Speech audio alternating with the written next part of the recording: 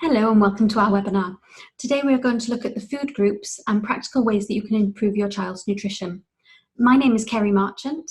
And I'm Alison Booth, and together we are community dietitians working in Somerset. So this is the Eat Well guide, which highlights the different food groups, and I'll now run through each food group one by one.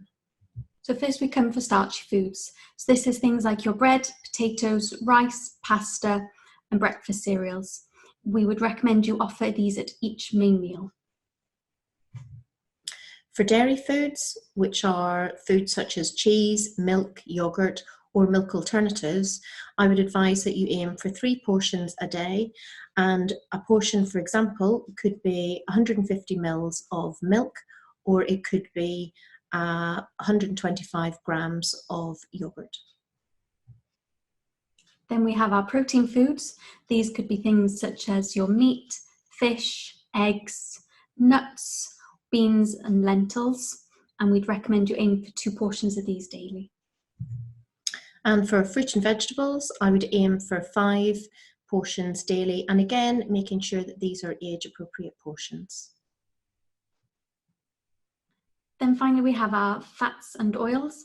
So if your child is underweight, then you might want to use full fat spread or butter. But on the other hand, if your child is a little bit overweight, you might consider using the lower fat alternatives.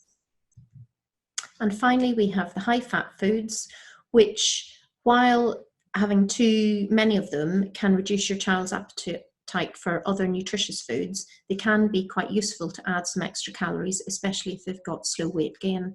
But ideally, they wouldn't be a major part of your child's diet. So I'm now going to talk around how to improve your child's nutritional intake. I would recommend that you offer your child 3 meals with 2 to 3 snacks daily, and also a drink which may either be milk or water or a fruit smoothie, and try to space out your meals and snacks. You might find it quite helpful to have timings so that you know when you're going to offer your breakfast, say for example, mid-morning snack, lunch, etc.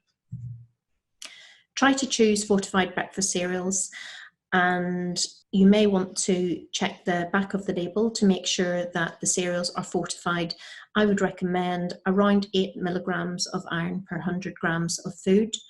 And it's also important to make sure that with some supermarket owned brands, they are fortified, but others they are not.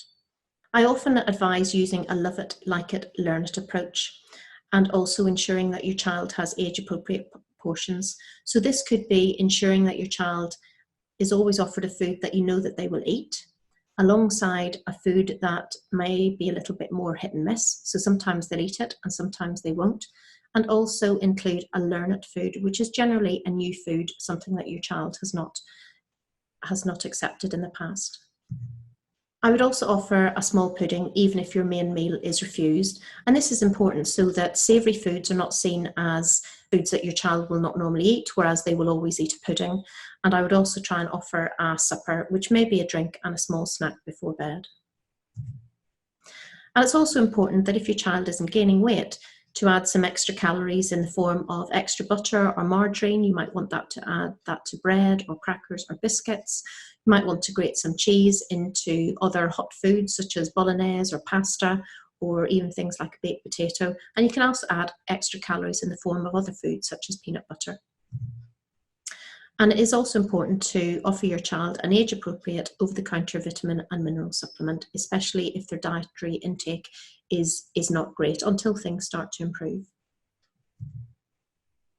You may also like to offer your child one of these fortified milks. So if they are over 2 years of age, some of the big milk that's made by Arla, and that's fortified with extra vitamins and minerals. Then you have other fortified infant formulas. So you can see there are different brands around. And if your child is following a milk-free diet, you may wish to offer them a calcium fortified dairy alternative. So it could be a soy milk, coconut milk, oat milk. And you can also, into regular milk, if your child is able to tolerate milk protein, you may wish to add in some skim milk powder, and that will fortify your child's milk drink a little bit more. And I would recommend adding around 2 to 3 tablespoons of skim milk powder into every litre of milk. And while milk is important, you don't want to offer your child too much, because more than about 300 mils a day will start to take their appetite away from food. So what to do if your child has low iron levels? So firstly, you might want to choose a fortified breakfast cereal with at least 8 milligrams of iron per 100 grams of cereal.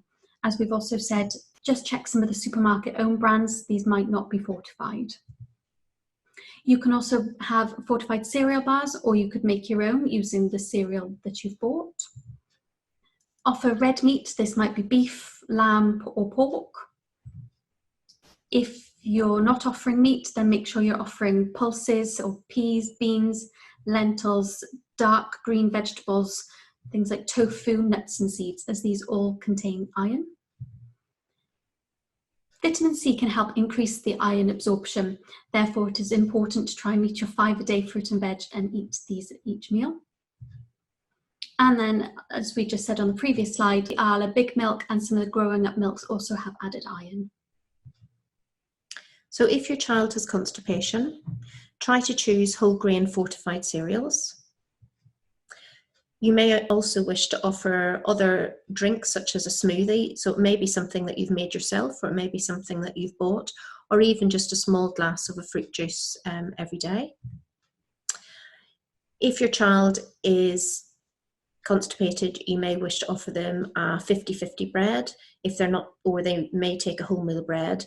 Also things like wholemeal pasta and brown rice, they also have got extra fibre in them. Also try to encourage fruit and vegetables at each meal and snack. And you may wish to blend some additional vegetables with sauces, so you can add things like courgettes or carrots to a tomato sauce.